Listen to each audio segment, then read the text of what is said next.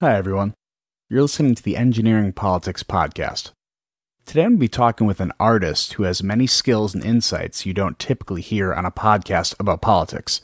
And many of you might be wondering why I would have this kind of conversation. The truth is, you can't possibly understand politics until you understand human nature and the advantages and disadvantages of the human condition. And there's no better person to talk to about understanding human nature than someone who must create characters modeling this behavior. Today I talked to Vesper Stamper, an artist, illustrator, and author. We talk about modeling human behavior through an artist's eyes, how to develop characters in a story in a way that makes them seem like real people with their own personalities, and about Vesper's new book, A Cloud of Outrageous Blue. You can find her book on Amazon and other online booksellers, but I want to urge you to support your local bookstore if you can. Regular listeners of this podcast who know I occasionally release bonus content for supporters at the end of the show might have caught on that I create no bonus content after podcasts where I have a guest on the show. This is because they're often long-form interviews and I don't want to lengthen the show by adding more content on top of that. This podcast is no different. There will be no bonus content at the end. But I would still appreciate you joining and subscribing to the Engineering Politics Locals community. You can go to engineeringpolitics.locals.com and become a member for free, or get the subscriber pass for as little as $2 per month. You can also use promo code EPFREE for a 3-month free trial of the subscriber pass, that's spelled EPFREE, no spaces. I'll go over more of where you can find me and support this content after the show. Also, make sure to show some support for Vesper Stamper and join her locals community at vesperisms.locals.com. You can also find her on ThinkSpot by searching Vesper Stamper, where she's a feature contributor and holds live online events. So go check her out. All right, let's get this started. This is the Engineering Politics Podcast.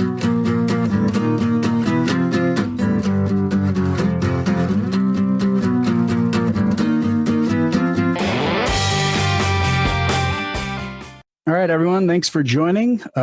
Thanks for listening to the Engineering Politics Podcast. I have a special guest on today. She is an artist, illustrator, author, musician, podcaster, mother. I think she fights crime on the weekends. Does a whole bunch of stuff. Vesper Stamper, thanks for coming on the show. Thanks for having me, Kevin. Yeah. So right before we get into it, I know I could explain a little bit of what I know about you. And I know you're a super bright person. You're an artistic person, which we'll get into later because I'm not an artistic person. So it's going to be really cool to see the differences between you and I and how we think.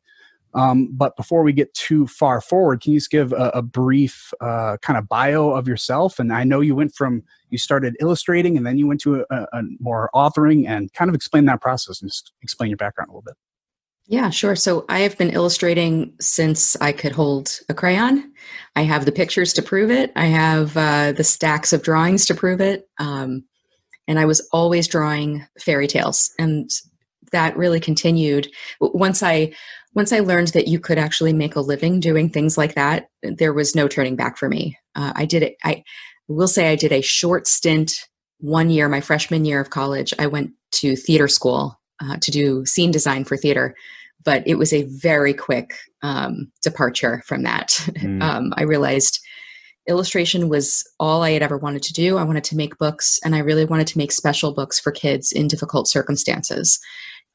So because this is how I got through a difficult childhood, was through the alternative reality that books gave to me, not the escape, but the alternative possibility for what my life could be. And a lot of that, because it was all fairy tales, and I mean, the really dark fairy tales like the Grimms and the Hans Christian Andersen and, things like that. I could relate to some of those struggles that those heroes were going through. They weren't sanitized in any way. And so these are the kinds of books that I wanted to be able to give to other kids, who could relate to those difficult circumstances. And so, for a number of years, I worked as an illustrator after school, after college, and not some books, but also a lot of album covers. And, it was the early days of the World Wide Web, let's say. And so I was doing a lot of web design and coding, if you can believe it. And so fast forward about 15 years or so, I decided to go back to school, and I chose a program that had a strong writing component to it, just because it was something that was starting to kind of percolate. And it was there that I wrote my first published novel, What the Night Sings. So that was a grad school project of mine that wound up getting picked up while I was still in school. And so, lo and behold, I find myself writing young adult historical fiction and doing these fully illustrated novels, which is kind of like what I always wanted to do, but upgraded like 10,000%. Wow. So it's really been fun. Yeah. So I just started your first book, actually. So I read your second book great. that we'll talk about today. I just started your first one. I love historical fiction, mostly because I love history. And we kind of talked about this before, how the unimaginative mind that I have, that a lot of engineers are cursed or blessed with, depending on how you look at it. It's so difficult to read fiction. It's so difficult because you cannot picture these things happening unless you have someone like you who's an awesome illustrator as well, that you set it out there for us. So it's great that you do that. If you're like me and you cannot get into fiction, I highly recommend your books. They're terrific, again, because you get to illustrate. You also tell an awesome story, and we'll definitely get into that later. But I guess to dive into more of the engineering mind that I have, not only do I lack imagination, you go to engineering school and they often kind of have this theme. It's like, don't use imagination, it kills people. Like, stick by the book. You want to be able to not deviate too far off of what we've already proven. So, for example, I had a professor who came from, I would say Eastern Europe, what I'd imagine. There was a law in whatever country he came from, and it was, if you design a bridge as an engineer, you by law must stand under the bridge the first time it's tested. And that way it provides accountability. So it's like, I don't want to deviate from anything if that's going to be the story of my life, if that's how it might end. So it's like, I'm going to stick by the book. But, for me, I've always been a slow reader. It's hard for me to comprehend things if I can't slow things down. I've always been better with numbers. That's why when I started to get into reading, I only started reading outside of things that I was forced to read probably like 6 years ago or something like that. And it started with economics textbooks, like numbers, stuff that I could understand. And then I slowly had to get to reading the context of those numbers. And then that kind of made me enjoy it and made me invest more of my time into it. But when reading fiction, I always saw these people, you watch a movie and someone says, oh, I read the book, that movie. The book is so much better. To me, that was always like, okay, you're just proclaiming you read a book, so you're smarter than I am. Like, that's all I thought. And now, like, kind of reading the books after seeing the movies, I can kind of understand what they mean. But for me, it was a reverse process. I had to see the movie first and then read the books after. So I'm reading the Witcher books, but I watched the series on Netflix, and now I can picture the guy who played Superman as the Witcher. And now I can picture the scenery a lot better. So that's how my brain works. I don't know if you can kind of say anything to that, or if it's different having a more artistic mind, maybe it works in a reverse fashion. Or if you see someone like, I make a joke that if James Cameron or whomever who made, I forgot the guy who made the Transformers movies, if he were to direct the movie of your book, would you enjoy it? Or is it like too much artistic accountability of him kind of taking what you've imagined and kind of repiecing it together and making it more commercial? Like, how would you feel if someone were to take your imagination and try to recreate it? Oh my goodness, there's so much to respond to there. So it may surprise you to know that I actually read far more nonfiction than fiction myself. I'm a very slow reader. Part of it is just that I'm slow. I can't speed read. But part of it is just because I really like to chew on things. And, if I read a beautiful passage that's, particularly wonderful, or if I don't understand it, I'll stick with that passage for, a month before I go back to the book. And I tend to read typically about 4 or 5 books at the same time. And so I don't finish a lot of them, but, so I'm like broadly read, but like I'm kind of a scattered reader,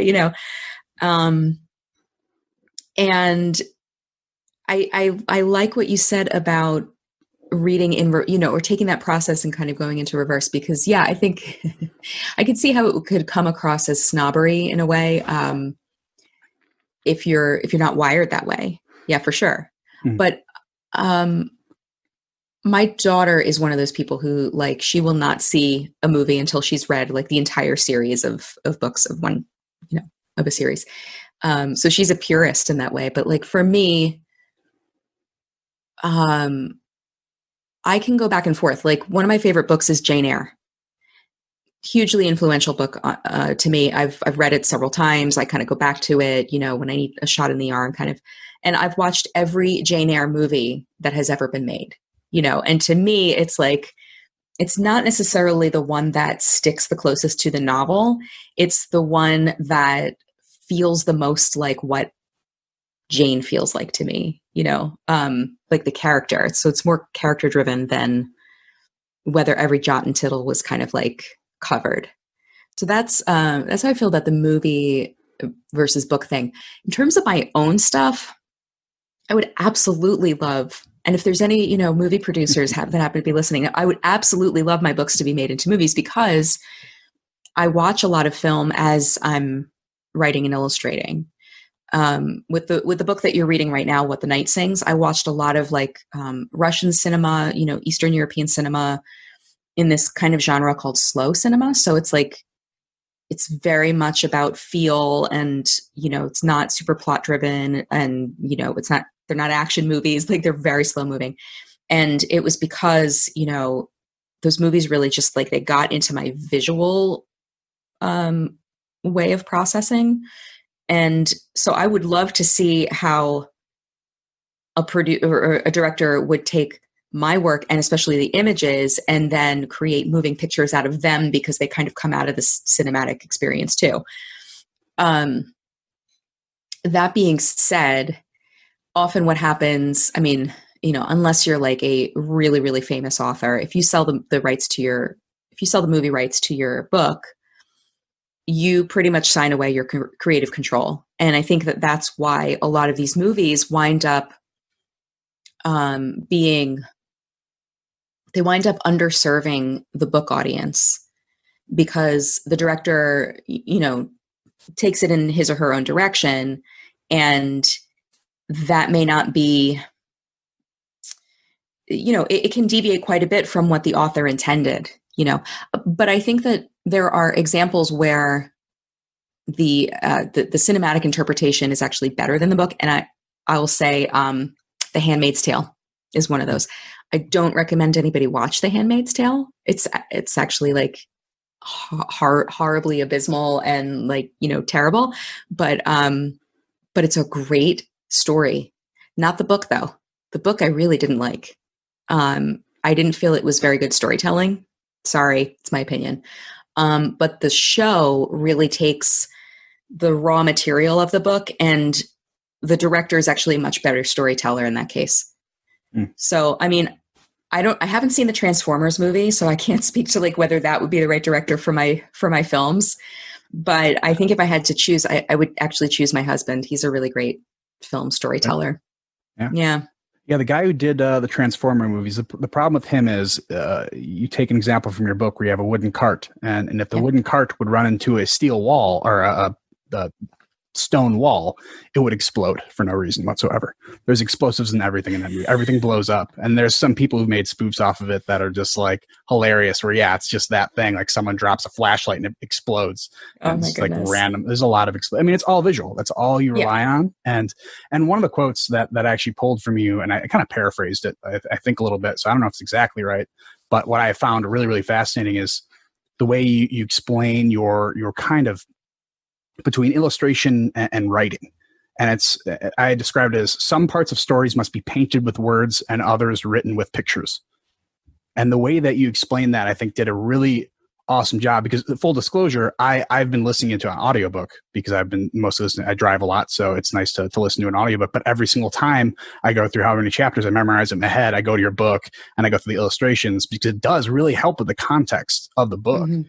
And like, is that really how you pictured it when you first went into authoring? That it's like, okay, I want to keep my illustrations in it to tell part of the story, but then also use the words to give it more context and tell another part of the story. Yeah, I mean, I can't help but illustrate. In fact, I had a little bit of a snafu a few years ago where I was nominated for the National Book Award for What the Night Sings.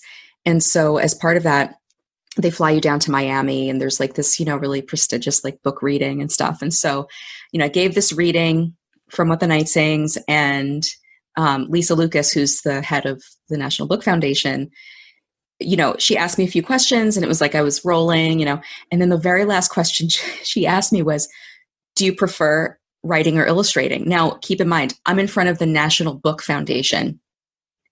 The fact that my books are illustrated is like a big anomaly. Okay. So like, I should have said writing, but like without missing a beat, I just go illustration. It's just like, that is how I process things. It's how I see the world. I see the world in pictures. I can't help it. To me, like, could I write a book without illustrations? Sure. But to me, it wouldn't feel complete. So the illustrations are really not an add-on. They're not like an added value to me. They're part and parcel of the way that I tell stories. And so, yeah, like I've said that a few times, that sometimes the scene asks you to write it or to paint it with ink, and sometimes it asks you to paint it with words. And that's just something that the passage will tell you. Now, that must sound really strange to an engineer's ears, that like, that the story will, but to be honest with you, like I would listen to interviews with authors on the radio, and they would say, well, the character tells me what they need, talking about them like real people. But the fact is, like, it starts to feel that way. You start to, because you're getting so deeply and intimately into this character's mindset that you start thinking like them, and you start seeing the world through their eyes.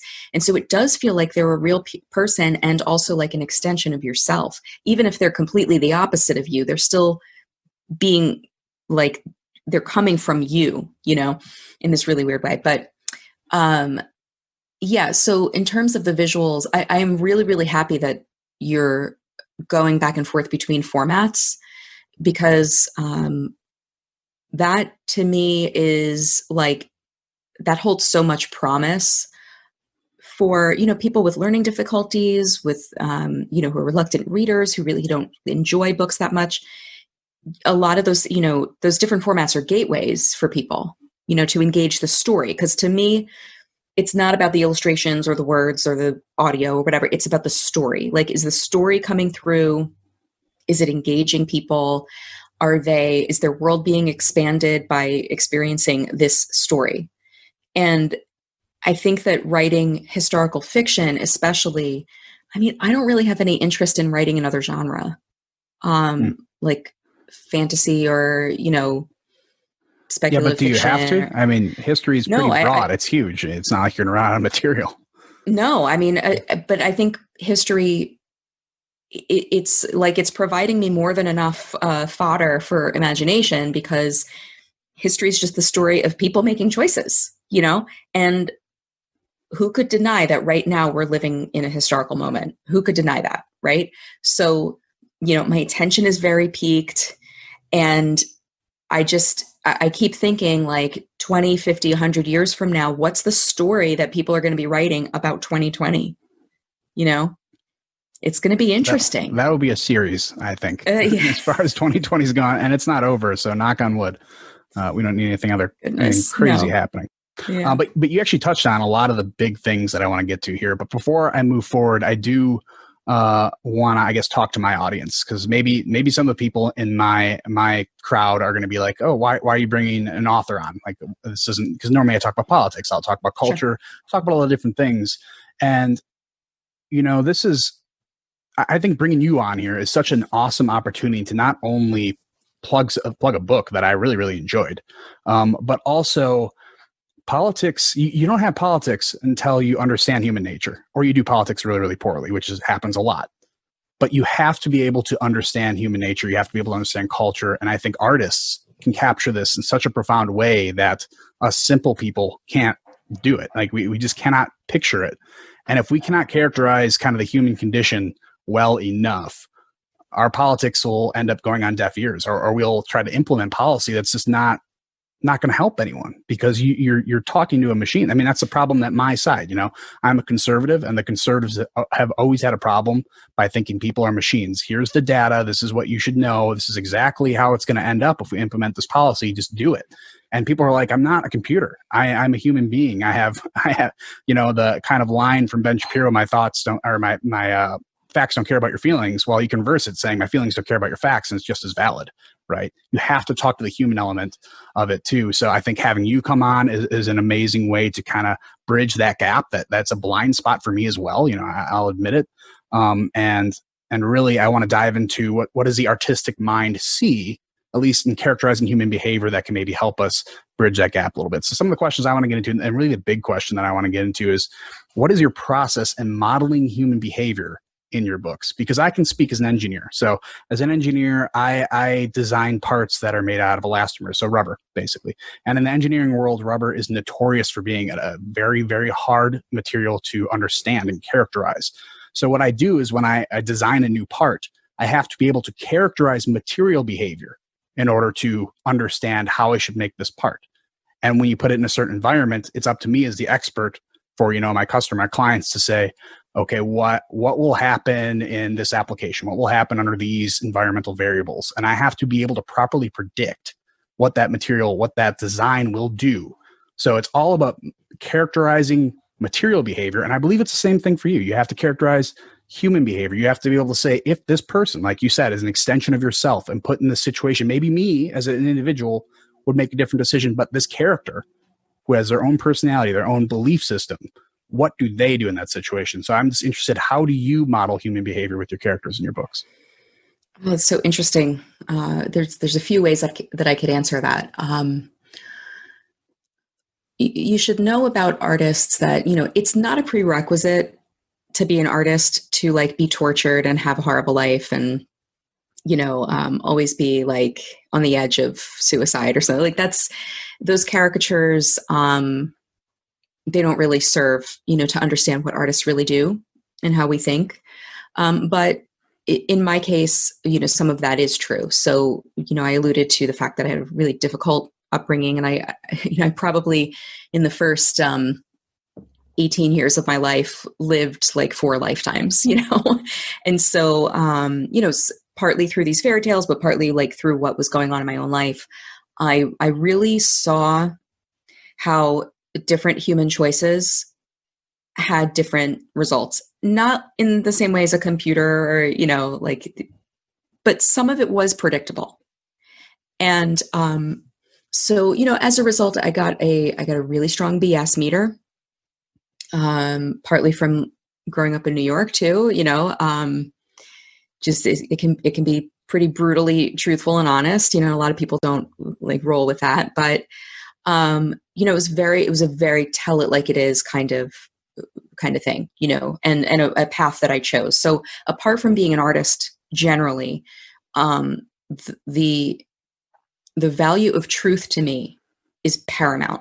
Telling the truth, not covering things over, aiming straight, and so, but part of this too was growing up with a parent with mental illness, where the subject of reality could be very, very fraught.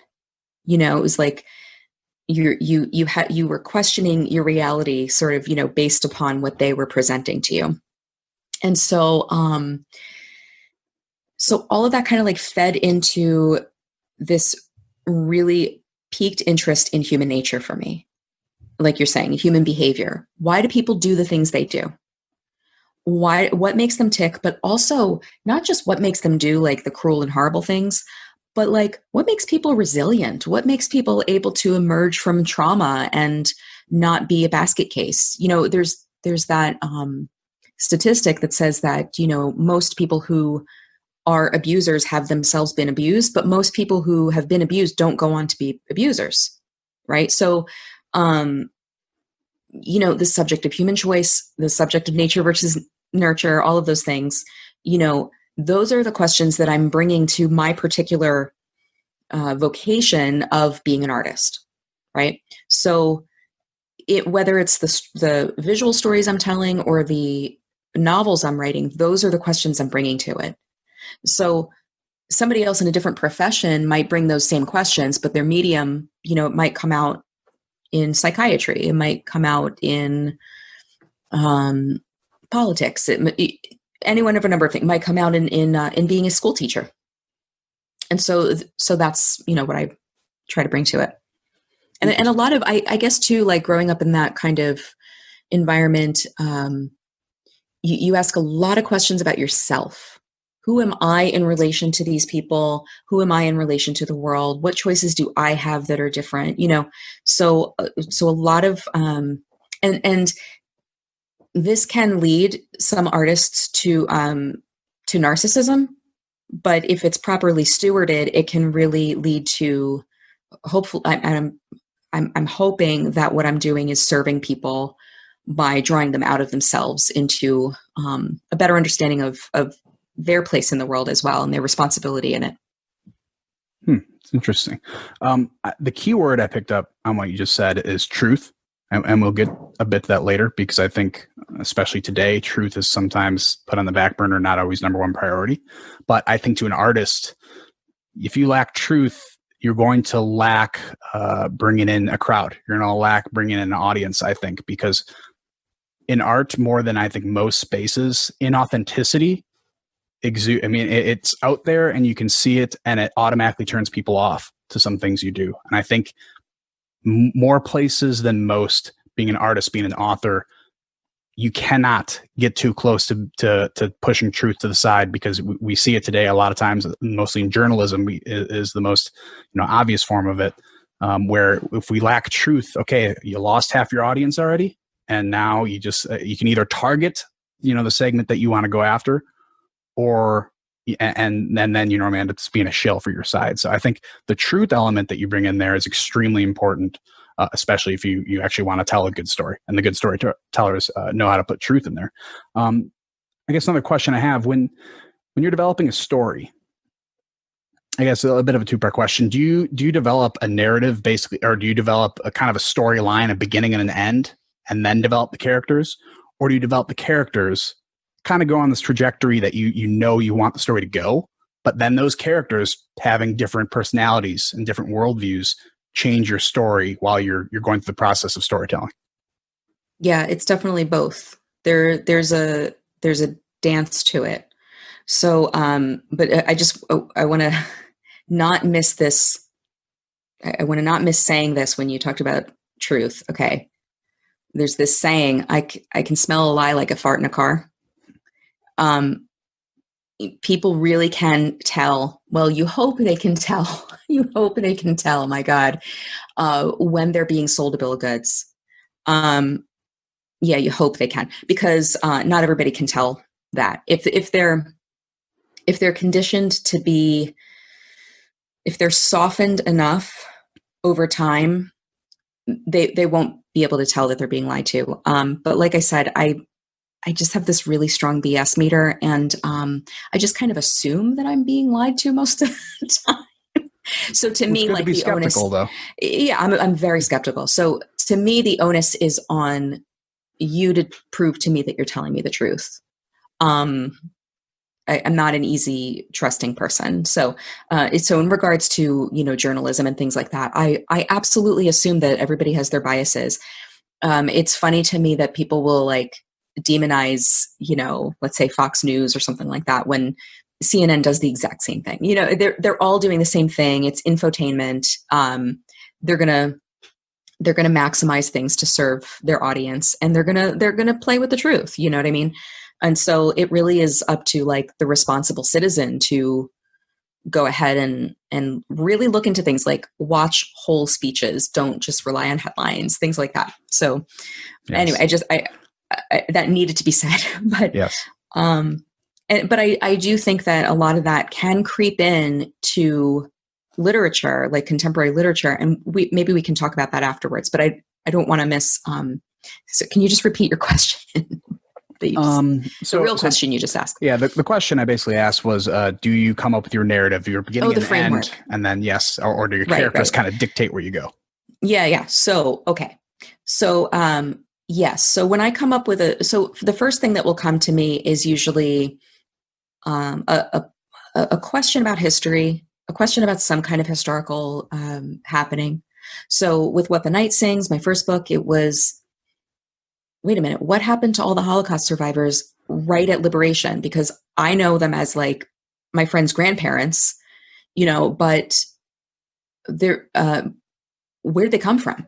Why are they living in New York instead of Germany? Like, didn't they just go free? But there's a history there. right? And so that one question, like, where do they go? And what gave people the courage to start their lives again? Plenty of people didn't, plenty of people committed suicide in the camps. We think about the survivors, but there were many, many people who took their own lives rather than continue to go through that system. So with A Cloud of Outrageous Blue, it was, the question of what makes one person a saint and one person a heretic, because sometimes they seem to have the same characteristics, in medieval reckoning. So this next book that I'm writing, which is about the Berlin Wall going up in 1961, my question was, how did Germany go from one dictatorship to another? Like right away. Was that a choice? Was that, how much of that was voluntary? How much of it was forced upon them? And so I'll start with the question. I'll start just like a very light layer of research, kind of just answering those basic questions, getting to know, the events, the things that you would learn about in high school history class, the names, dates, facts, and figures, But then, I'll think to myself, okay, what perspective immediately comes to mind when I think of this event? So some of that is answered right away because I write for young adults. And so the protagonist is going to be a teenager. And so is that a boy or a girl? Is that, what background are they coming from? Are they from the family of a perpetrator or from the family of a victim, or, any of these things? And so slowly, like, a structure will begin to emerge. And as part of the process of just proposing the book to my publisher, I do have to come up with a framework. And so, that's a process and everything. But so I'll have a fully formed outline to the story. And with this current book that I'm writing, I have a frame that I'm using, which is the story of Cain and Abel. It's something that came to me one day when it was just like, I wasn't even thinking about it necessarily, but just I heard something somewhere and it just popped in my mind. Oh my gosh, that would be the perfect way to tell this story. And so,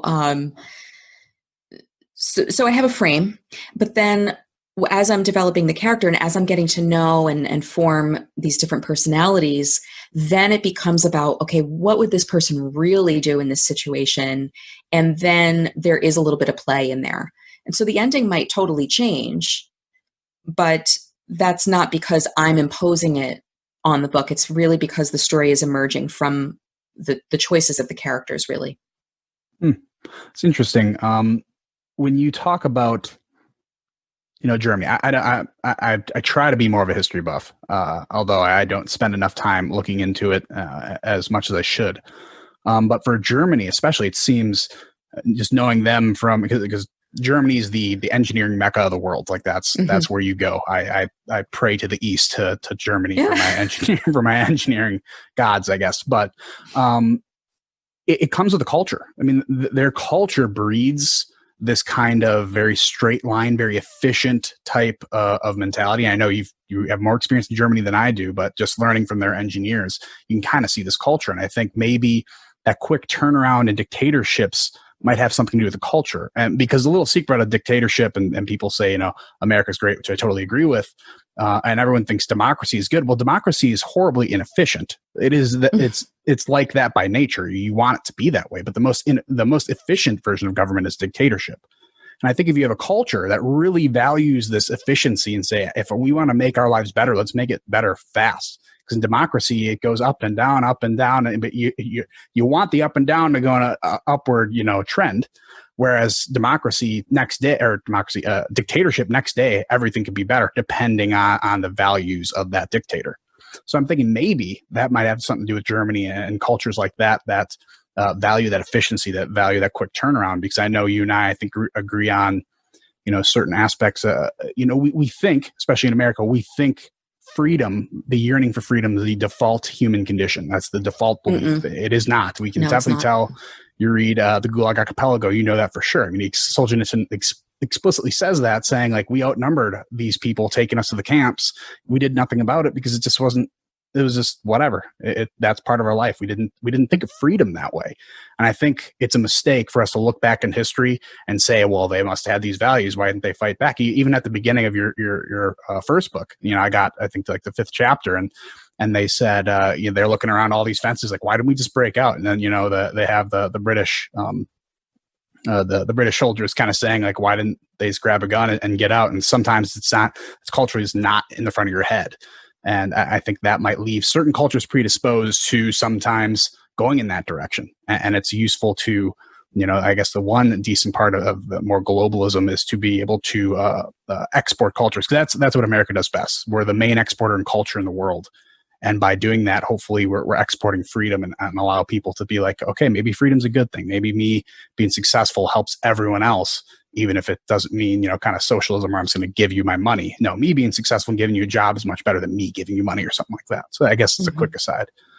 Yeah, it's interesting because I don't think that I'm still learning. I was born in Germany, but I don't feel I can speak authoritatively to like the German mindset because I grew up in New York, which is like a decidedly very, very different Germany culture. 2.0. What are you talking about?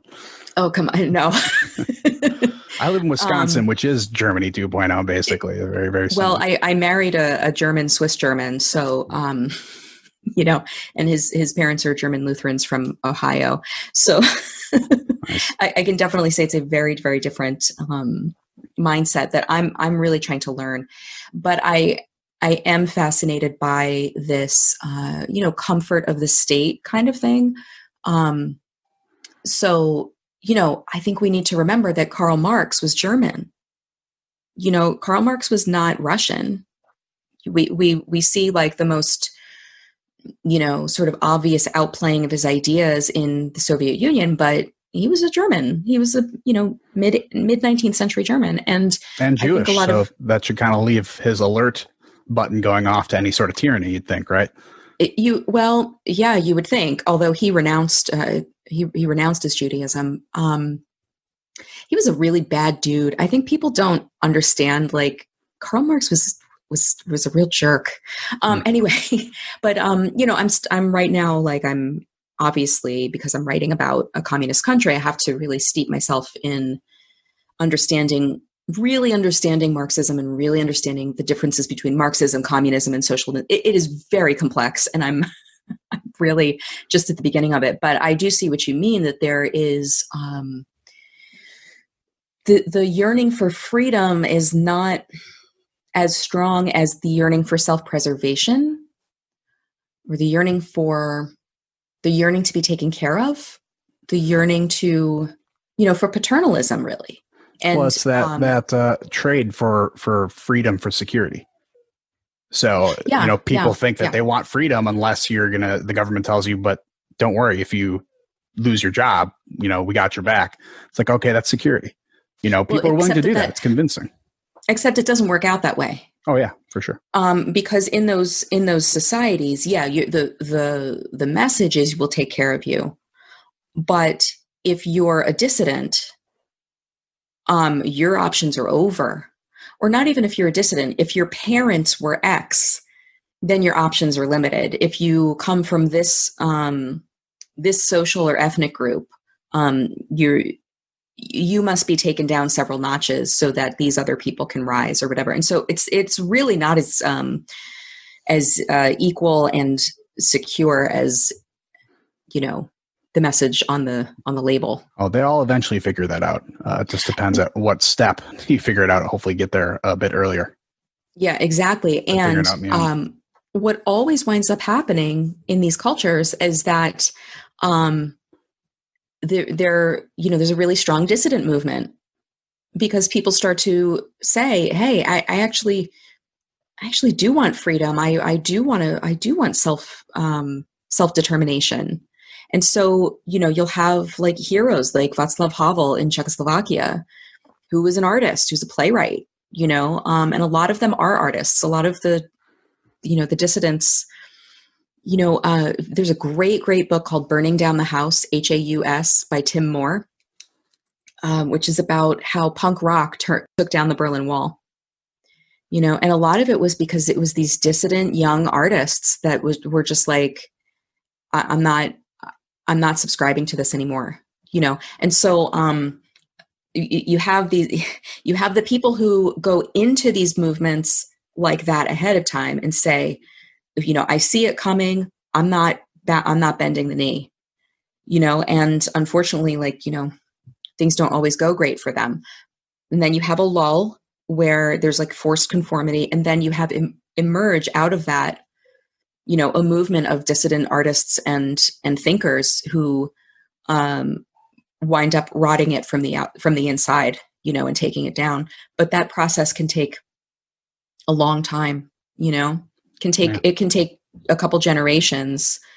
Thankfully, it seems like these regimes don't last more than a few generations. It's not like you've had these countries for, you know, hundreds and hundreds of years. But it's a predictable and very tragic kind of cycle. So I'm actually going to jump to one of my last questions. It's more about the book, but there is actually a really profound quote that goes with this in your new book, A Cloud of Outrageous Blue. Something Prioress Margaret said: "Fear kills, but it won't win." I found that to be a very profound quote, and I think it goes exactly to what you just said, and that's why I'm bringing it out now. Like, to me, it's a lesson that fear is powerful, but it's not going to win in the end because of its inherent volatility. You can't, and the problem is, you know, government is meant to be the leader, and leading by fear is always useful, maybe in very short spurts, but extremely volatile, because at some point your fear meter is going to go too far and the people are going to rebel. You can't govern using fear. And I think that goes directly in there. And there's a quote I pulled from the book, but like, what did you mean, I guess, maybe more in the context of the book when Prioress Margaret said, you know, fear kills, but it won't win? Right. Well, to go back to, you know, thinking about 20th century communism and, you know, the reemergence of things like Marxism and socialism right now, the form of those things may be new, they may be, you know, of our time, but the human instinct for that is certainly not new. So anytime you have a crisis that makes people afraid, you're going to have a power vacuum, whether that's because like the leadership dies and, you know, whatever, or that people just see that, you know, this is a call, this time calls for really strong leadership, and I think I'm just the person to do it, you know? And so people will play, they will either play on those fears, right, of other people, to say, just come in here to my little fold, come under my wings, and I'll take care of everything. I'll make everything okay. I'll make it all better. You know, either that, or, you know, the leader becomes paranoid themselves. They become paranoid that their power is threatened, and so they wind up seizing control that way. And sometimes it's a marriage of both. And so in A Cloud of Outrageous Blue, you know, I can't give too much away because that would be a spoiler, but I was really interested in this role of fear, and how one person's fear, whether it's them being, you know, their own fear or their inculcation of fear into their culture, what that winds up looking like for all different sorts of people in their society. And so, you know, in the book, in A Cloud of Outrageous Blue, it's taking place within the confines of one small priory in the north of England. But that's just, you know, they say that the universal is shown in the specifics, right? So by showing this really small microcosm of where this plays out in terms of the politics of the priory, it's really it's a stand-in for what was happening all over Europe, and you know, all over the known world, as literally half the population just dropped dead. You know. Yeah. So like I said, I'm going to be trying to get more into the book at the end. I know I kind of skipped ahead a little bit, but it was just that quote perfectly kind of coincided with what you said. And I think it's important to bring it up then. But to go back to kind of modeling character behavior, you know, when we talked about truth, I think, you know, where we see it when the author decides to pull away from truth and go more into personal narrative, normally a lot of times trying to push political themes, something like that, they'll have characters that are constrained by their behavior in a little bit, and then kind of go outside of it for a small bit to push some sort of side narrative. And that's when you can see the truth breakdown, and that's when your story becomes not believable, because any story, whether it be, a fiction narrative, nonfiction narrative, a political narrative, there has to be truth in there, at least a little bit, in order to get any buy-in. If there's no truth at all, people just be like, reject it completely. And you can do that with a fantasy story. There's got to be, and normally it's through the characters, like their behavior. There needs to be truth in there in order to pull you in. So I guess I have a greater question about human behavior. Kind of what's your view on human behavior, I guess? So are people, constrained by general human behavior, or are they more blank slates, can change their behavior with no limitations if they will it hard enough? What's your opinion on that? Are you asking whether I believe in free will or not? Not exactly, but yeah, I'll ask the question too. Yeah. Sure. Yeah, I believe in free will, but I believe in a nuanced view of free will.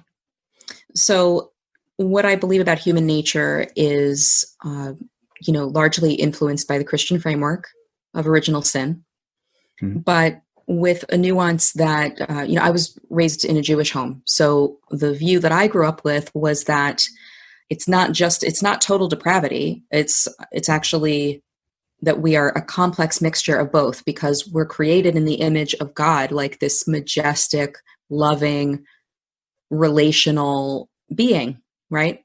And yet we have this other, these two competing dogs within us, this glorious nature and this like demonic nature that are always kind of like battling it out within us. And really, we're always reacting to something. So I think it is a combination of, this innate human nature, which I absolutely believe in. I've never seen it play out otherwise, but also like the glorious ability to choose how you will react to something. But I think that takes a lot of,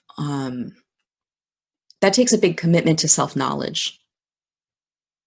Not in a narcissistic way. I think I alluded to that earlier, but not in the way where, you're constant, it's about self-actualization. And, that's very big right now, is this self-actualization garbage. But it's more of just a self-understanding that says, I reacted this way before and it seemed to like destroy everybody around me. So maybe I should make another choice next time, and then I made this other choice and it seemed to like cause people to flourish and, cause myself to flourish. And so maybe I'll like head more in that direction. But then you have the element of human unpredictability where people just are like, that seemed to destroy me last time. I think I'll do that again, willingly, like they'll just walk into it. So, I do like playing with that, with my characters as well. I tried, like with the character of Agnes de Giel in A Cloud of Outrageous Blue, she was really fun to write because she's the antagonist of the book, but I refused to make her a villain. And early on, in conversations with my editor, I remember there was one note where she said, "Oh, Agnes is such a good villain." And I thought, no way, no, I have to work. That was like a signal, like I have to work on her.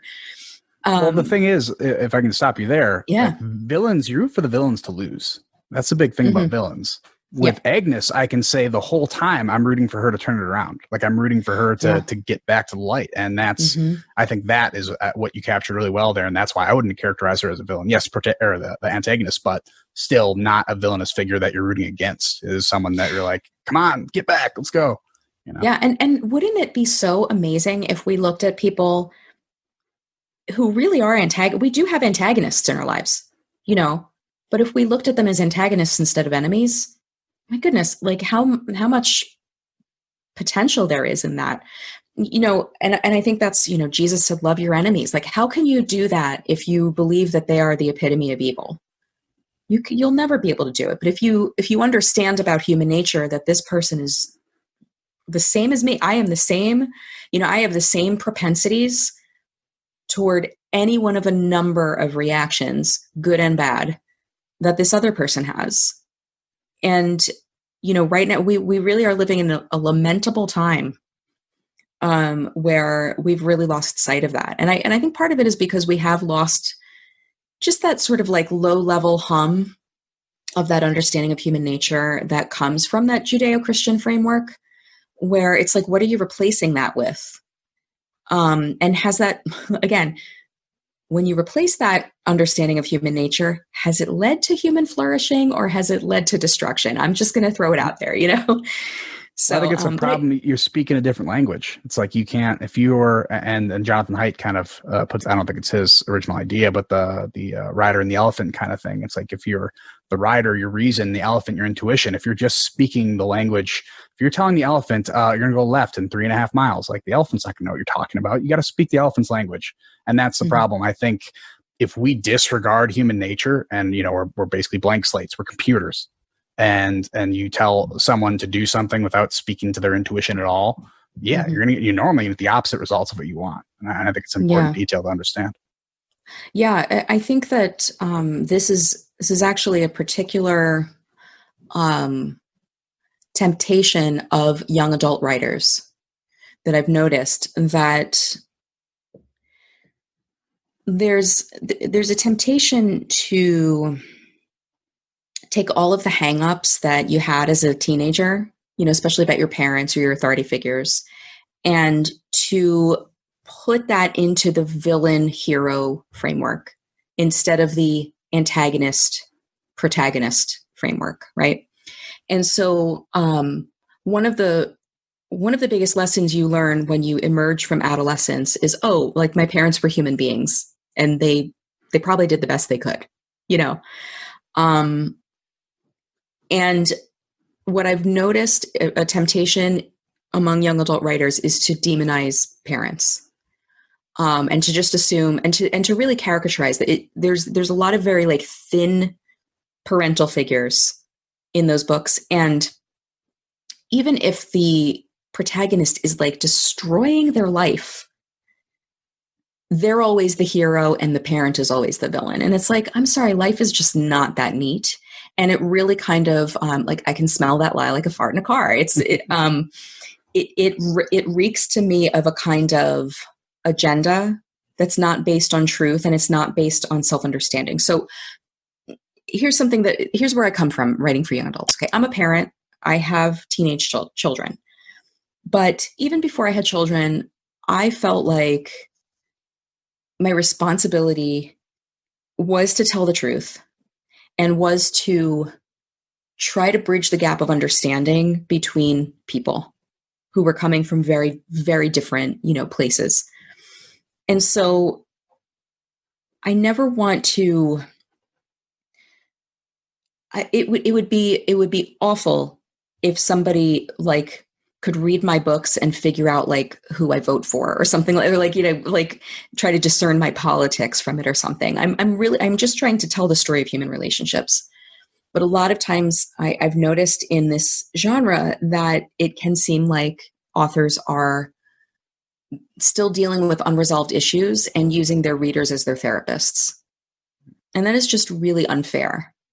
I think that, you know, young adult, okay, like everybody reads young adult, whether a lot of middle schoolers read it, you know, because you always kind of read up older than you are, right? I didn't, but yeah.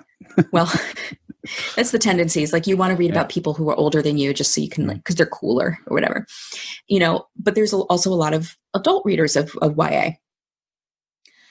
And I'm very, very conscious that I'm writing for other people's children. Like I'm writing for like teen readers who at the end of the day are like wrestling through these their own circumstances. And I don't know what those are, you know? And so I want to present them with like a framework of reality that is not like binary and it's not predictable. And, you know, it's kind of a more, you know, accurate view of other people, you know, because that's what they're going to emerge into. They're not emerging into this like perpetual, like this perennial parent-child struggle. That's not the way the world works. Like that's a season of your life, but that eventually ends. And so I would hope that I could just like give some tools of understanding of human nature that they could emerge from that with.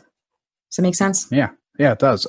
Your comments on parents always makes me think of a stand-up special. I don't remember who it was, but Someone made a good commentary about parenthood that, when you're a kid, you look up at your parent and it's like you feel safe when you're with your parent because they know everything. You're right. They know what to do. If you have a flat tire in the car, they know what to do. You don't have to be scared. You don't have to worry about taking accountability for it. And then you grow up and you become a parent and then you realize none of these people know what they're doing. And it's kind of scary, right? Like they're just children that are bigger now. That's basically it. Right. Yeah. But I think it's an important truth. And it goes, I think, if we had a good name for this podcast, other than farts in a car, it would be antagonist instead of villain or instead of enemy. Mm-hmm. And that's a really good example of it where I'm a parent. I don't know what I'm doing all the time. Sometimes I'm not the good guy and I don't know that, I'm not trying to be the bad. I'm not trying to be the villain, but it's an experiment. Parenting's a bit of an experiment. It's not an exact science, unfortunately. And sometimes you get things wrong, and it's good, especially for your kids, to understand that. It's like, hey, I'm not always right all the time. It's good that you challenge me, but it doesn't mean I'm your enemy. And that there's, a lot of the years for, I think, boys and girls, it's maybe different years that they kind of go through it. They'll see the parents as the enemy. And that's the year where you're learning nothing, at least socially. And it's kind of hard to develop when you have that mindset. And I could imagine, although I don't see what you see from a fiction level because I don't read fiction as much, but I certainly see it from a nonfiction level. I read a lot of material that I don't agree with. I avidly disagree with. Yeah. And you can see that it's a therapy session that they're going through with you as you're reading your book or their book. And it's like, you're thinking these ideas through, which pulls you in a bit because it's nice to see people. You don't always want to read people who's like, this is what it is. There's no other option than this. It's nice to read people who are thinking through their ideas because it makes you feel like you're thinking it through with them. But some of these books, it's like, this guy's just venting to me and like throwing out these ideas and seeing what sticks to the wall. And if you expect me to repeat these lines you have in here, it's not going to work for me, but it'll work for plenty of people who are more predisposed to a certain narrative. So I certainly see that a lot when it comes to authors pushing their worldview and just having a basic kind of misunderstanding, especially of human nature. That's a big one. And Karl Marx, I think that's a big one with him. He didn't understand it all. Well, that's just so funny because just before you said his name, I was going to say the definition of that is manifesto. Yeah. And there's a place for manifesto, I suppose, those are interesting to read, I guess, but that's not what you want to read when you're like looking for, how to KonMari your house and the life-changing magic of tidying up or whatever. Like you don't want that to be a manifesto. You don't want to feel like Marie Kondo is still working out her stuff. You want to know that she really knows how to get your house clean, at the end of the day. Or that, if you're reading somebody who is making very big claims about society and systems and politics and human nature, you want to know that they have sort of like proven things to back this up. And I think we're in a moment where proof it's not a value. It's not the primary value. I think we rely on playing with this abstract jungle gym that we don't have to prove it. It's just all in theory. And that's why it comes a lot from the universities is you get to play in this space that you have no accountability because your ideas are not being implemented in real time. But then it's like, I come with this brilliant thing that as long as these people, act the way I want them to act, as long as they all think like me, it's going to work out for them. And then people, when they apply it to reality, it's like, oh no, this has gone horribly, horribly wrong. Mm-hmm. Let's just take like a small example here. And this may be a controversial topic to bring up, but I got my pitchfork and torch in the back, so we're fine. Great. Yeah. So I'm going to make everybody upset by what I'm about to say on every side of everything. The concept that 10 months after a brand new virus has entered our country, 10 months later, we're going to have a vaccine that like everybody should take. That's preposterous. Vaccines take years and sometimes decades to develop. Or never come. Or never. Yeah. We want to know that these things are effective, that they're not going to harm people, that they don't lose their effectiveness after a while. This is a process, and scientists are in charge of it. Politicians are not, And so we want these, very quick fixes and things, but we don't understand. I think part of it is, just coming from writing historical fiction, like we have no concept of history. The fact that modern medicine is literally about 150 years old. We only discovered the importance of washing our hands in 1847. And that person, Ignaz Semmelweis, was driven to insanity because people mocked him and destroyed his life to the point where he was put in an insane asylum for standing up for his discovery. So we should not be so arrogant. You know what I mean? Yeah.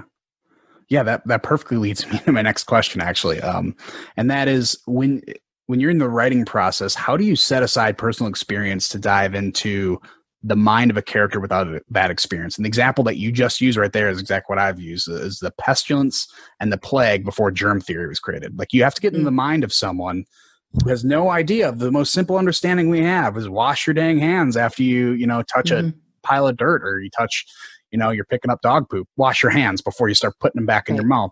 And it's this concept that's like no duh to us, but something that they just didn't develop back then. How do you dive into the mind and again stay consistent with their personality? Like, to me, it's easy to make pretend and be like, oh, I don't know this thing, but I'm going to kind of hint at all these things that we know now. But you have to stay within their personality. How do you do that? Is it just research, or do you have to dive a bit more into their mind to kind of understand how they'd react to a situation we know about? It's sort of like a tripartite kind of, it's the research of the historical time. It's trying to, just shed the things that and your assumptions and say, okay, well, what if I didn't know this? But it's also shedding the assumptions of of our stereotypes of medieval people, for example, that they were just all dirty and didn't care about cleanliness and things like that. It's not true, So, they weren't, it wasn't like Monty Python and the Holy Grail where they were just like covered in filth all the time, which I could quote that movie verbatim, by the way. Nice. After, and then there's also, a study of personality, and, I'm a big student of personality. So, whether a certain personality metric is, in vogue or not, I don't really care. I kind of use an amalgam of them just to kind of understand people's motivations and, what makes a certain kind of person like overly worried and, has a tendency toward OCD or like hyper conscientiousness, something like that. But then there's also the role of compassion and just assuming that there are ways that we move through the world that really are the same. A lot of us have, like, most people have the same basic desires and the same basic fears that drive all of us, but that just how that plays out can be different based on different personalities. So that's kind of why I bring it. Yeah. So I would say, that's more of an adaptation that I think you develop as a writer. If you have to dive into that so often, it's harder for the person who doesn't do that to go into that space. And I think we can broaden this adaptation out to helping us bridge gaps between people who don't agree with us. And I think, that's a problem we talk about now. And it's quoted as a steel manning or a straw manning. When I build up some argument that you don't really hold, but kind of hold, it's like I'm pro-abortion. It's you want to kill all the babies or something like that. It's like, okay, you're now building a straw man here. It's like we got to go to the other side, and the reverse of that is steel manning. And I think you have to do a little bit of that in your book, but this is definitely an adaptation that we can apply to our it doesn't even have to be politics, just our daily lives. Because when you straw man someone's position or their ideas, your argument against them is going to be just as weak as the argument you put up for them. So kind of that steel manning idea, which I love that I think it came from Brett Weinstein, is the first guy I've ever heard use that term. But I've done it. I've explicitly written pieces about steel manning certain things like the American healthcare system and stuff like that. So I've done it there. And when you really dive in and you tear down the walls around you of shutting out all the ideas you don't agree with, and you really dive into how they believe, I think it accomplishes two things. One, it just helps you understand their ideas a bit better.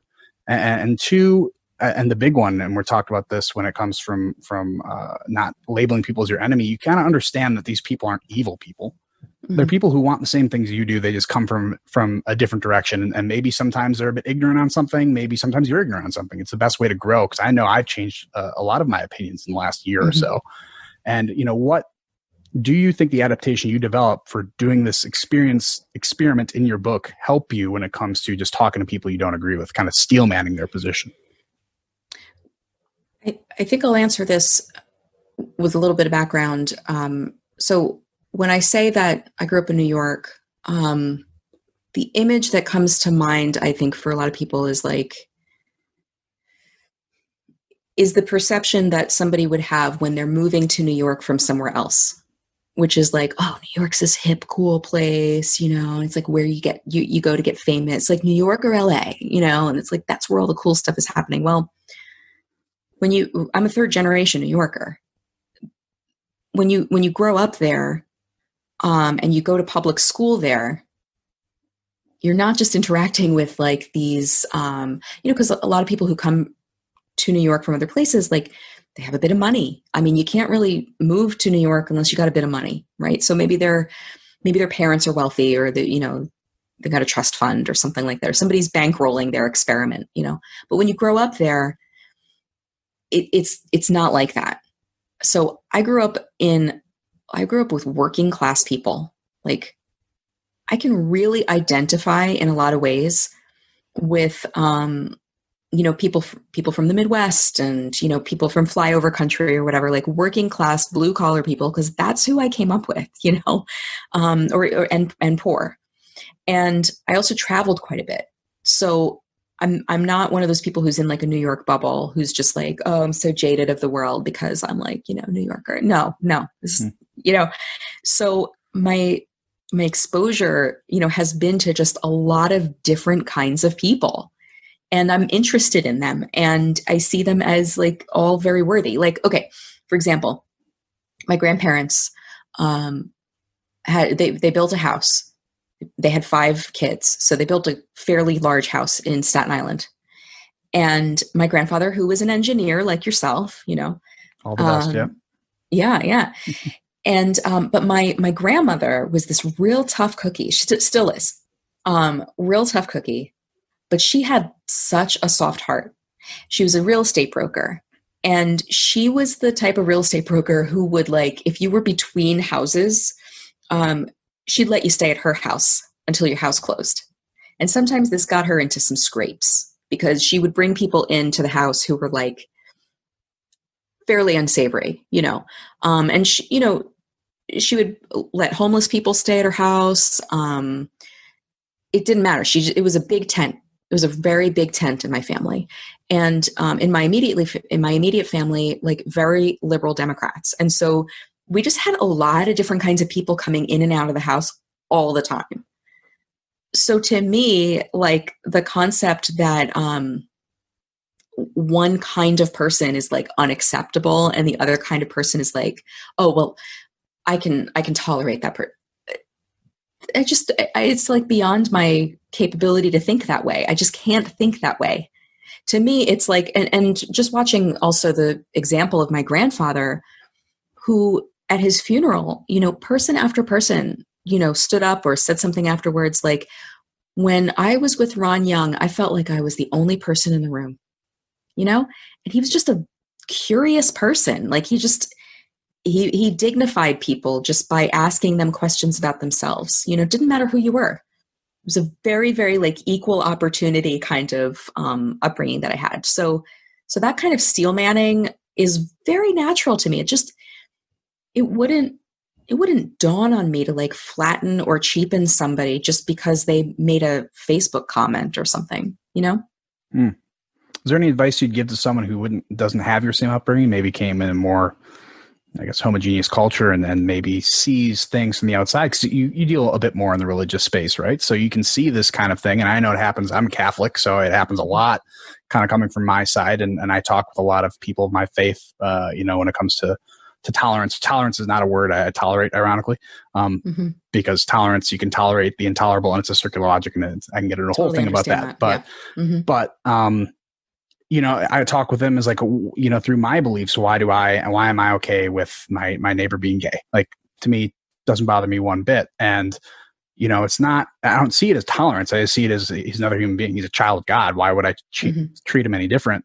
So, that's kind of a way that I try to bridge a gap with someone who is of my religion, but like, how do you do it with someone who's kind of has that hostility? Do you just kind of give up on them, or is it, giving them the story that you gave them and saying, they're people too. And unless you have a reason to treat them really poorly, like an actual reason, an action they did, as opposed to who they are, like how do you teach that person to kind of change their attitudes?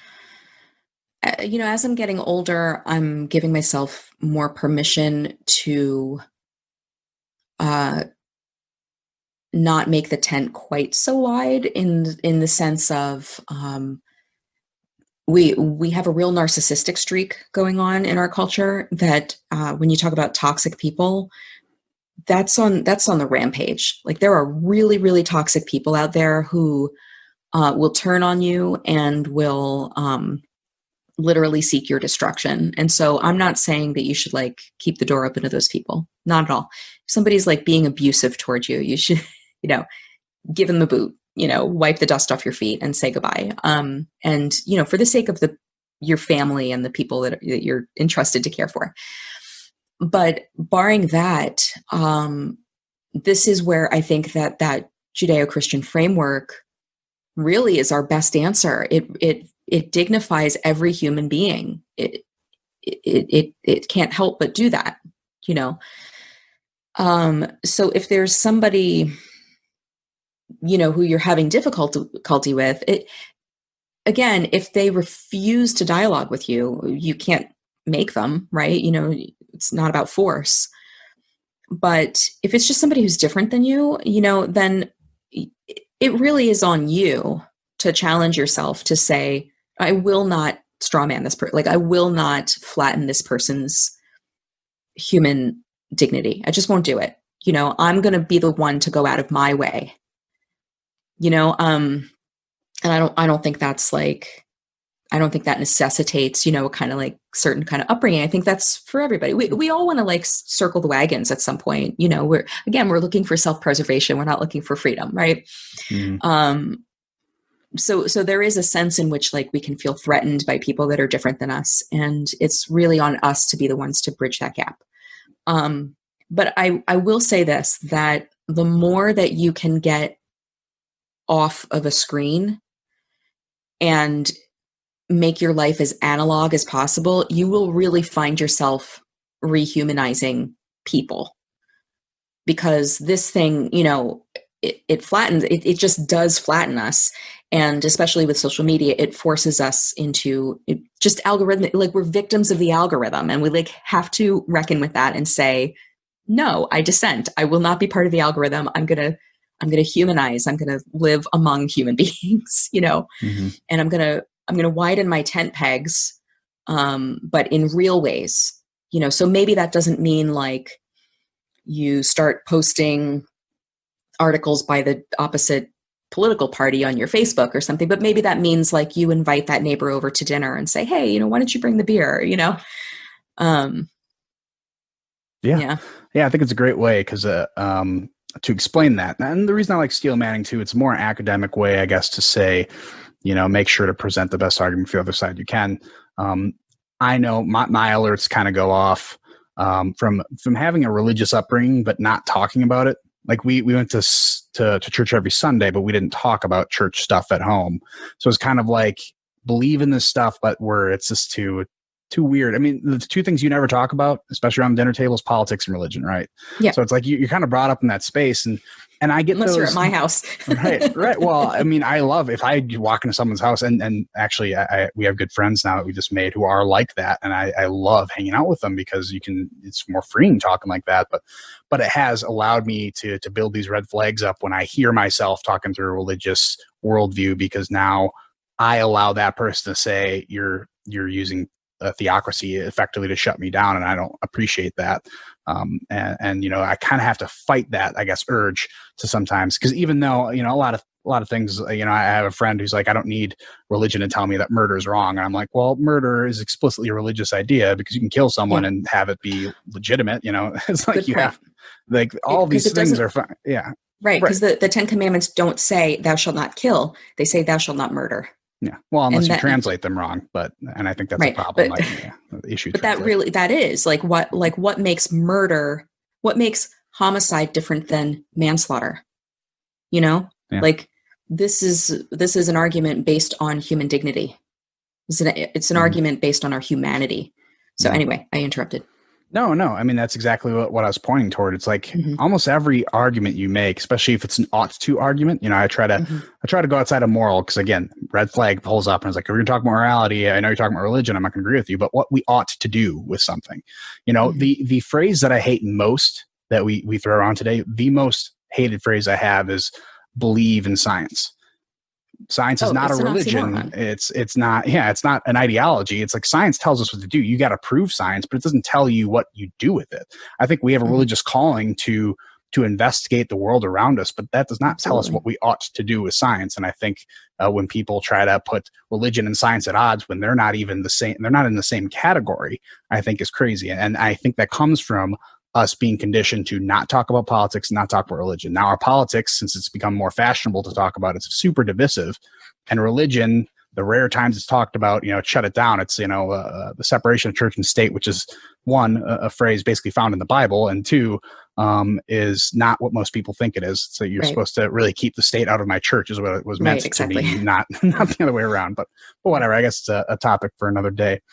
But I do want to do a bit of a switch here and more talk about your book. I think it was an awesome book. Great. I read the whole thing, finished it a couple days ago.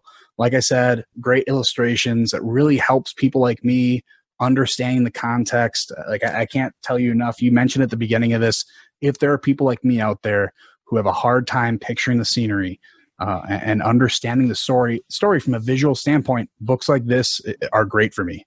And I know I'm going to keep it around. My daughter, I think, is a bit younger. She's 7, but it's certainly something because it's a strong female character. And I do think that's important. And being able to tell a story like you do. But before we move on, can you just give a brief summary about the book? Sure. Yeah. So A Cloud of Outrageous Blue is about a girl growing up in medieval England. So she's living around 1348. Coming of age, she loses her parents in some tragic circumstances, which is not unusual at the time.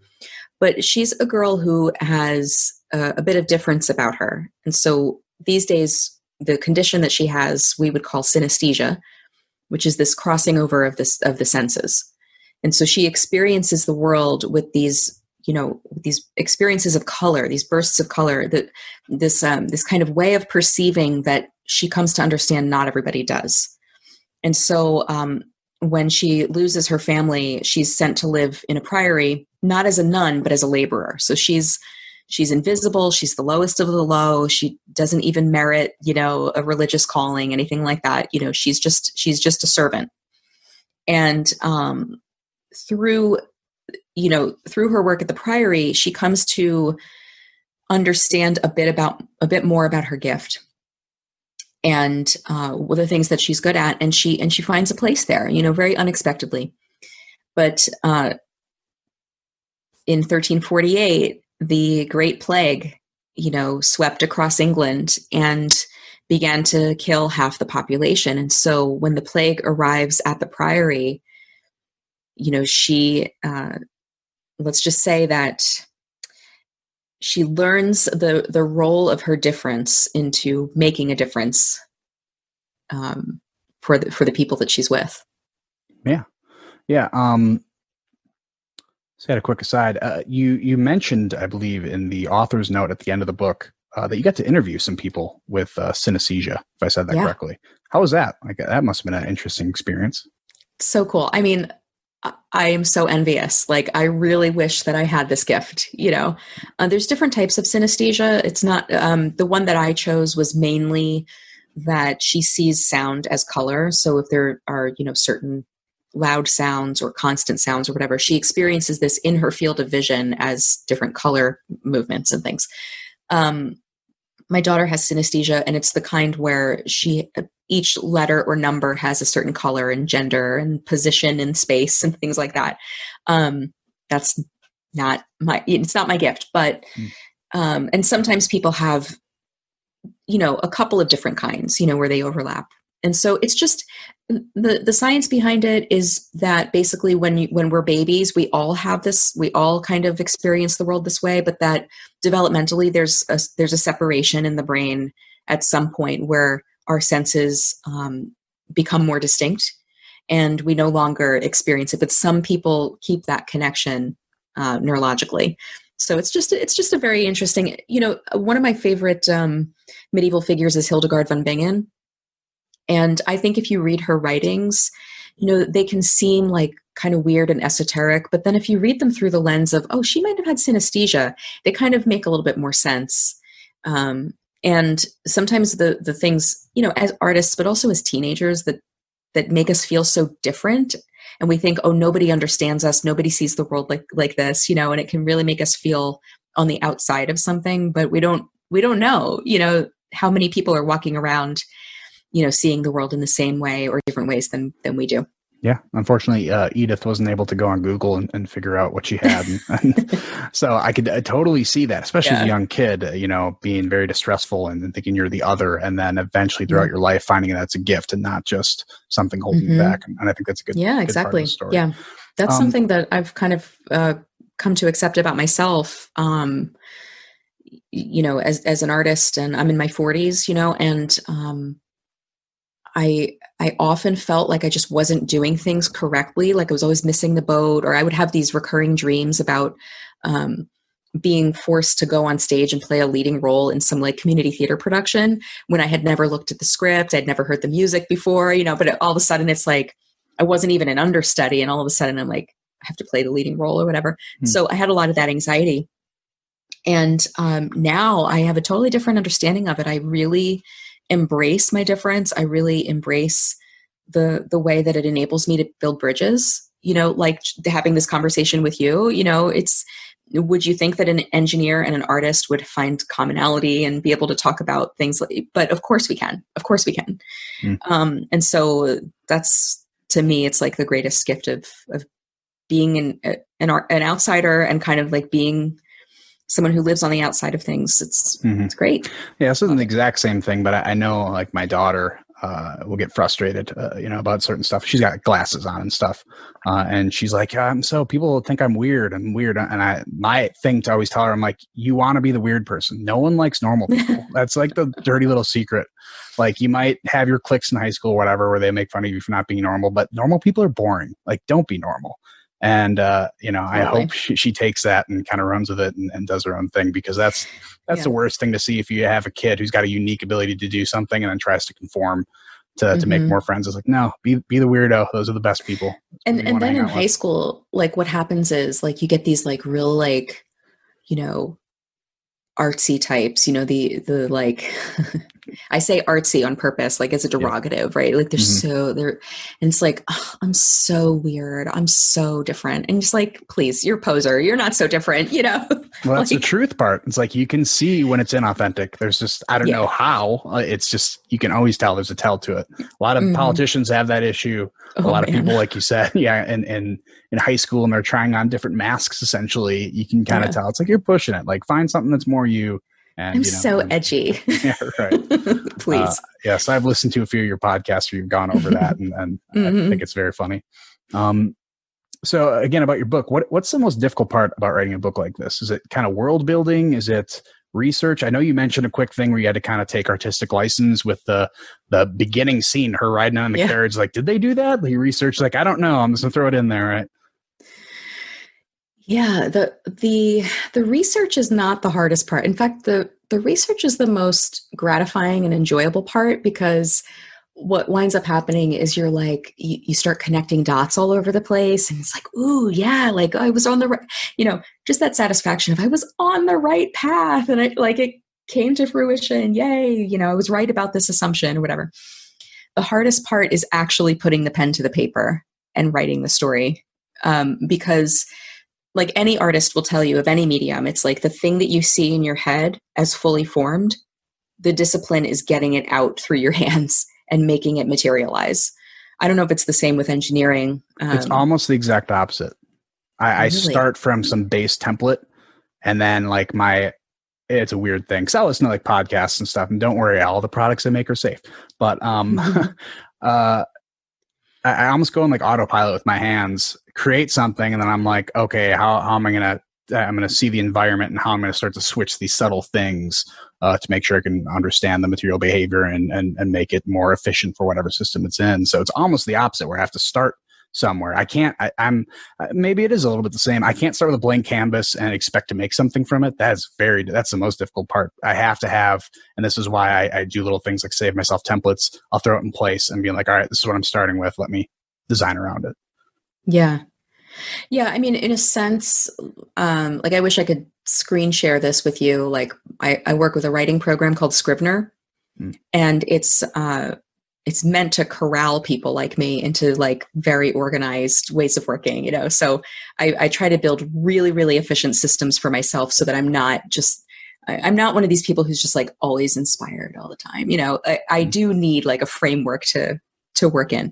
But when it comes to like, oh gosh, I have to like describe this action, you know, or like describe this scene, that, you know, that's why I say that some things, you know, make more sense painted with paint rather than words, you know.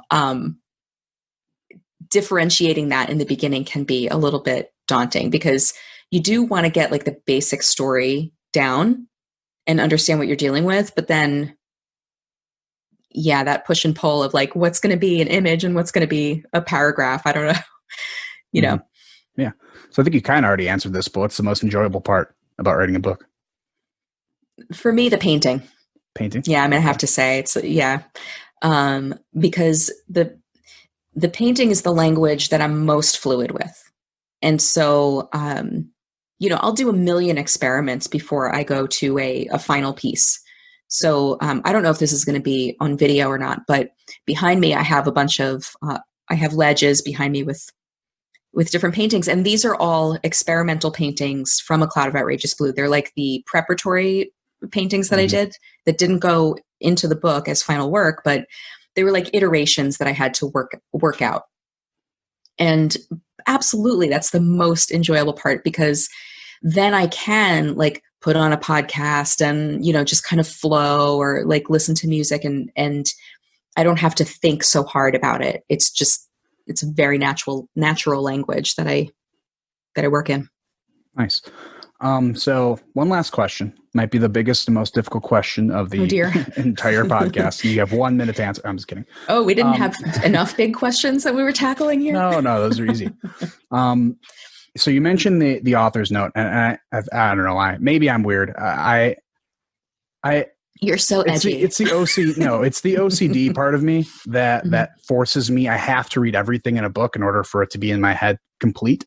Great. So I don't know if everyone reads the editor's note. I don't know if everyone reads the acknowledgments. I do. If you have the notes, I'll at least skim through it to see if I know any of the people you used, normally in like a nonfiction.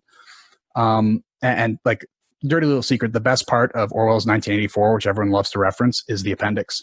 It's the best because it explains it explains the origins of newspeak, which is the change of language. Because a lot of people think you're just changing meanings of words. Not exactly. Some of them is you're actually getting rid of words, because their idea was to reduce the dictionary down, not to change the meaning. So you have a word like good. They got rid of the word bad. So now you just have good and not good.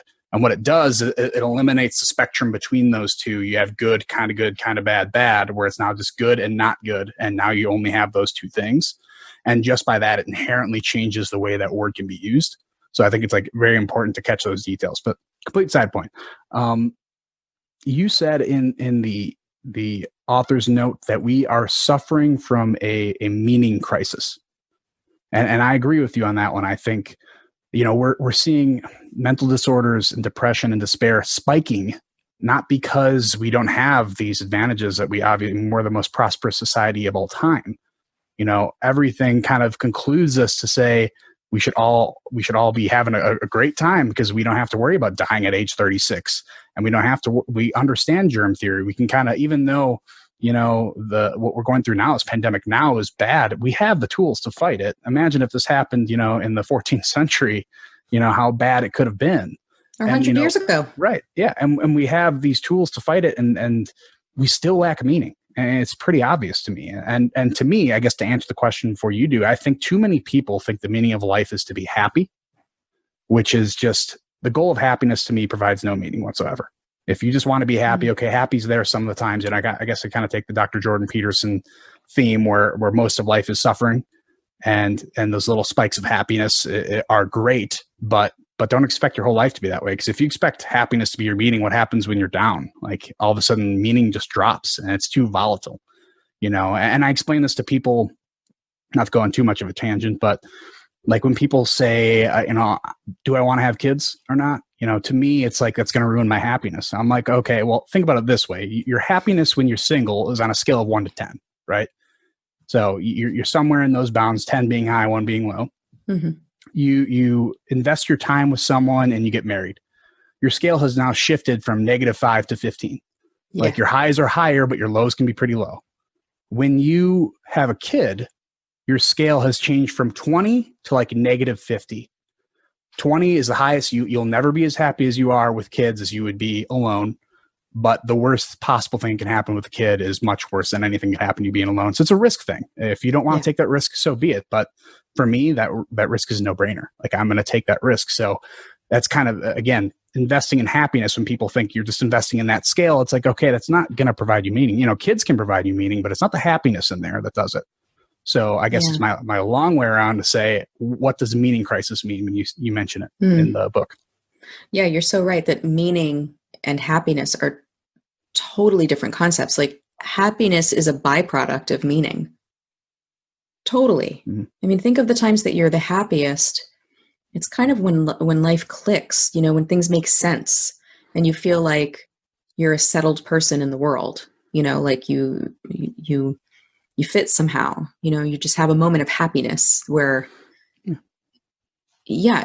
so seeking happy. Yeah. So part of me wishes that they hadn't put that. So also I think happiness can also be a sugar high. Like there's momentary happiness where you do things that make you really happy. And it's like, oh no, I need to keep going back to the sugar to maintain this happiness. And that's a huge problem where people very short-term don't think long-term. There's a big difference between happiness and joy. And I would choose joy every time over happiness. I mean, I'll say this. I feel like I'm a very happy person. I've said that before and people are very surprised because I deal with genocide and pestilence and war and trauma. And like, these are the themes of my book, my books. But I'm like a very, very satisfied person. I could deal with much less happiness in my life and still be fine, but I think it's because I have a really great sense of meaning. I have a really deep sense of meaning in my life. I feel like I'm here for a reason. And I feel like,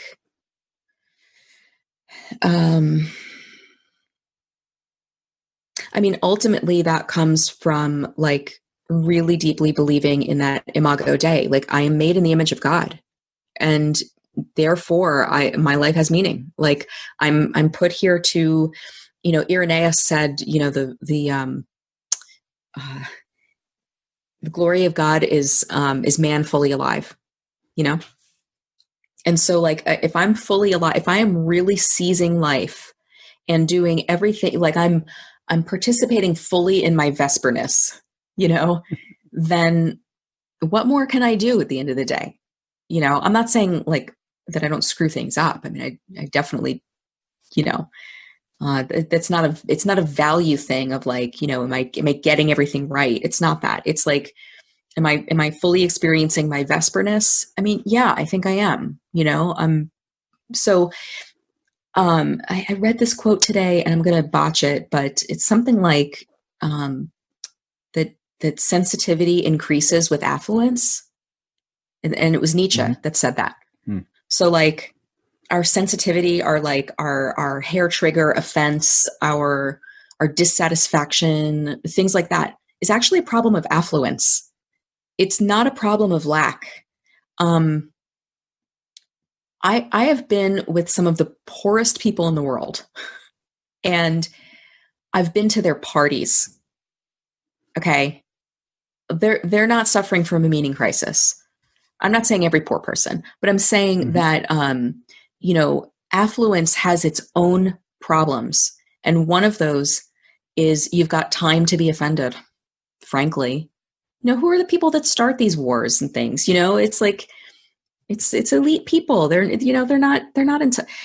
Who are the people who are having these like huge political fights? They're people with like great affluence, who are like having these fights on our behalf. You know what I'm saying? Mm-hmm. And it's like the average person is just like, I want my kid to turn out okay, and am I gonna have a job at the end of this year? And our big thing right now. I just finished my taxes today, so like there's that. But like talking about meaning, yeah.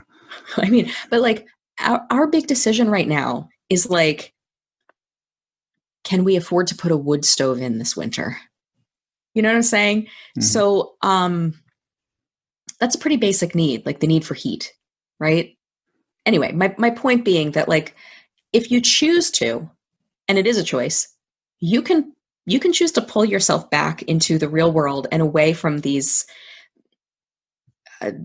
elite, and I know the word elite has like a political connotation. I'm not even talking about, I'm just saying like, if you really have the time to be wrestling over these like issues of offense and all of this, then it means you're probably doing pretty well.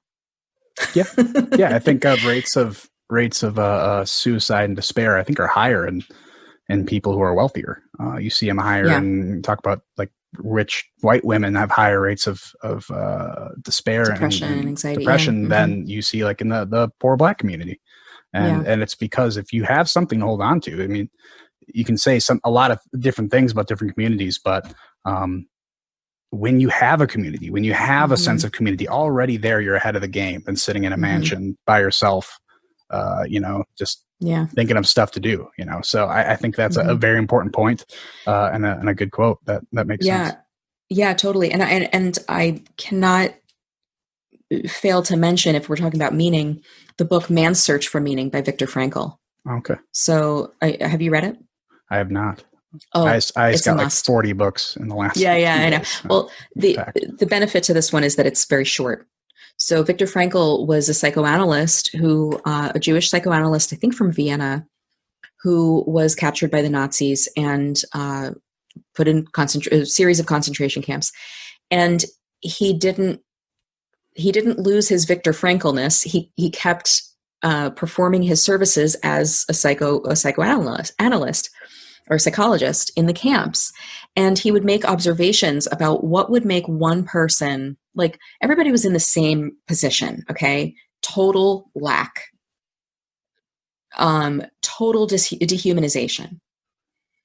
But some people would hold on to the will to live, and some people would lose the will to live. And he could tell, he began to have a way to measure, is this person going to make it, or is this person going to like give up the ghost and just die of their situation? And he tells a really moving story where, he was separated from his wife, obviously. And, but when he would see the sun, I may be getting this exactly, not exactly right, but when he would see the sun, it would remind him of his wife. And he would say, somewhere out there in the world, there is still something good. And it's love. It's the love I have for my wife. It's my wife. And he didn't know if she was alive or dead. But just the thought that she could still be alive and that there was this possibility for beauty out there and this possibility for love out there, that is what got him through. And he survived the camps and went on to write this incredible book about meaning. And it really is meaning, not affluence, not equity, not any of these things that cause us to flourish and thrive. Wow. That's the way to end a podcast. All right. So before we leave, where's the best place to buy your books? I know you do have a good personal message on this. The best place to buy my book is at your local independent bookstore. So where you can get it from, any retailer, the easy way, and you can totally do that. And it doesn't make a difference to me, but would make a huge difference to your local bookseller, especially this year. And I've been told by my local bookseller that if you want these in time for the holidays, you should order by November 1st. So whatever book you're buying, and I hope you'll buy A Cloud of Outrageous Blue and What the Night Sings and give them to everybody you know. It's, by the way, $20 for a gift. I mean, you don't have to like break the bank, right? So, but if you want to get it in time for the holidays, yeah, November 1st, just because the supply lines are just a little funky this year, as we all know. So that's what I would encourage you to do. Yeah. And also, and by the way, I was going to say, if you send your proof of purchase of the book to info@vesperillustration.com, I will send you a free signed book plate and bookmark. Nice. There you go. Good plus. Also, I do need to mention, I listened to the audiobook. The person who did the audiobook for A Cloud of Outrageous Blue was amazing. Yes. Like I have to get someone who can kind of paint a picture for me again when they're reading to me. She did an awesome job. And then there's music in there too. It was a good experience. And then, like I said, came home, looked at the illustrations to get a better context of what was happening. And it was a perfect combination. Great. Yeah. So, order it in both formats and, get the whole experience. Yeah. The audiobook narrator, Elle Potter, was unbelievable. And it was my friend Dee On who did the music. She's an early music violinist. And so, yeah, the music is not stock. It's a friend of mine who specializes in the era. So amazing. It's a special thing. Oh, for sure. And then before we go too, you got to plug your podcast. I think your podcast is really, really good. One of the last ones I listened to is Jonathan Peugeot.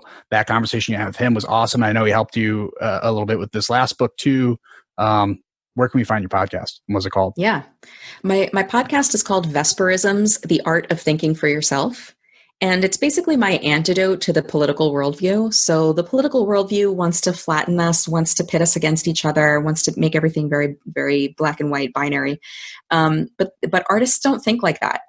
At least when they're thinking like artists. It's easy for artists to fall into the political worldview, but when artists are at their best, they really have a lot to offer in terms of the way that we perceive the world and move through the world. So whether you're an artist or not, I'm so glad to hear that you have found some value through it. But yeah, we just try to talk about a broad range of topics. Sometimes I have a guest on, sometimes not, that I think will help us kind of like recontextualize the moment we're going through and how to look at it through different eyes. Awesome. All right. Thanks for coming on the show. Hopefully we can have you again, especially during the next book, which will come out, in like a couple of weeks by Christmas? What do you think? Oh, no. The next book will be out in 2022. So sorry, there is a process to this. I'll be waiting for it. Thanks for coming on. Thanks so much for having me. All right. There it is. I hope you enjoyed that conversation. Make sure to join the Vesperisms Locals community and show Vesper some support. You can do that by going to vesperisms.locals.com. And you can support her on ThinkSpot after searching Vesper Stamper, where she's a featured contributor and holds live online events. And make sure to buy her new book, A Cloud of Outrageous Blue, at your local bookstore. And while you're buying books, make sure to buy her first book, What the Night Sings, while you're at it. She's a very talented writer and illustrator, and I know you'll enjoy the read. Also, make sure to check out the Vesperisms podcast, where she has conversations with a wide range of other interesting people, and a few shows where she does a monologue on different topics. And as I said at the beginning of the show, I want to take a quick moment to share different ways you can help support this content. There are a few easy ways to do this. You can follow me on Twitter at ENG_politics. You can give me a follow on Parler at Engineering Politics. You can join the Facebook group named Engineering Politics, where I share and discuss content with the Facebook community. You can also subscribe to my video channel on YouTube under the channel name Engineering Politics, where you can find the video version of each podcast. I'm also active on ThinkSpot, which is a discourse-generating application that promotes intelligent and honest conversations while discouraging the trolling and nonsense found in most social media platforms. You can find all my podcasts and videos on there as well. And now there's a new donation feature on my ThinkSpot page for those of you who follow me on there and want to support this content as well. But the best way to interact with me, get my newest content, and support this podcast is the Engineering Politics Locals community. This is an amazing community that goes far beyond just a membership platform intermediary for creators. It allows the followers of this content to get together and discuss the newest articles, podcasts, and videos all in one place. I strongly urge you to join the Engineering Politics Locals community at engineeringpolitics.locals.com. You can become a member for free, and now you can get a 3-month free trial when becoming a subscriber if you use promo code EPFREE. That's spelled EPFREE, no spaces. I would love to have your support with your subscription so this content can remain independent and keep growing. Monthly subscriptions to the Engineering Politics Locals community start as low as $2 per month. I hope I can count on your support so I can continue to make high-quality podcasts and subscriber content. I appreciate your consideration. Let's build a community together. Thanks for listening. This is the Engineering Politics Podcast.